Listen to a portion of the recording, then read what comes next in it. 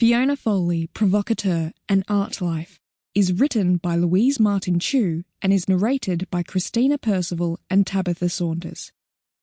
It is published by QUT Art Museum. This publication was assisted by the Australian Government through the arts and funding body Creative Australia. It has been produced for audio by Audiobooks Radio. www.audiobooksradio.com.au. Fiona Foley Provocateur, An Art Life by Louise Chu. I acknowledge the traditional custodians of this country and their descendants who continue to maintain connections, past, present and future. I acknowledge Fiona Foley and her Butchulla people who fought so hard to retain their country. And I acknowledge the Quandamooka people on whose lands I live and work. Today, power is not exercised by the military. It is exercised by narrative. There are gigantic fake narratives everywhere, so any person who engages simply, humbly, in a small-scale way, to give an alternative narrative, it doesn't matter whether as an artist or anything else. I want to be one of those people. Francesco Clemente. Introduction. Butchulla Warrior. Gurri, April 2017.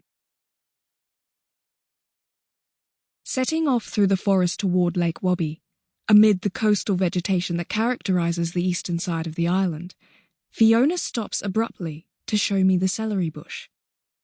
The leaf in her hand has a fresh, watery aroma.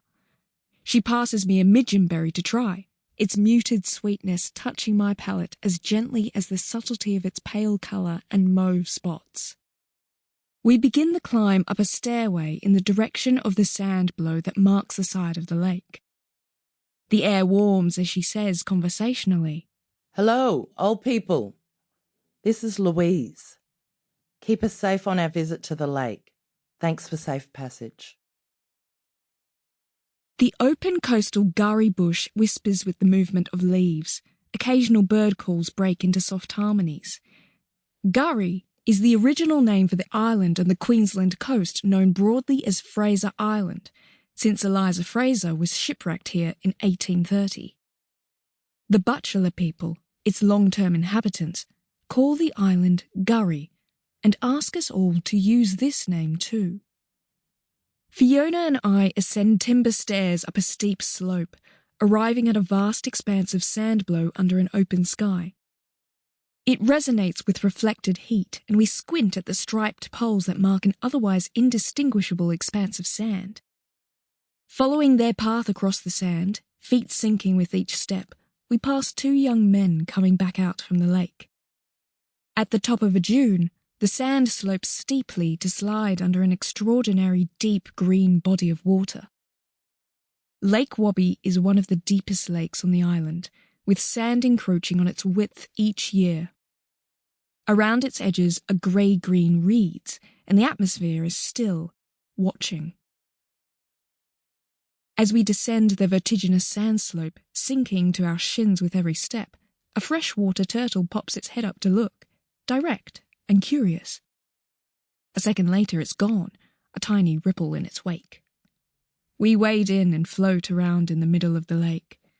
I lie on my back and look up at the sky, puffs of clouds suspended in the clarity of blue. There is no wind and the silence is absolute. We are alone in this place. After a while we stand near the shore, our thoughts hidden like the opacity of the green water. Tiny fish nibble at the skin on our ankles, while large catfish circle our legs lazily. As our feet sink slowly even further into the lake's sand, Fiona says, "I feel a sense of loss in this place. The island is always changing, but here the sand will eventually cover this lake. One day it won't be here." We sit down, into the slope, staring into the stillness and the impenetrable vegetation on the other side of the water. Only Sample complete. Ready to continue?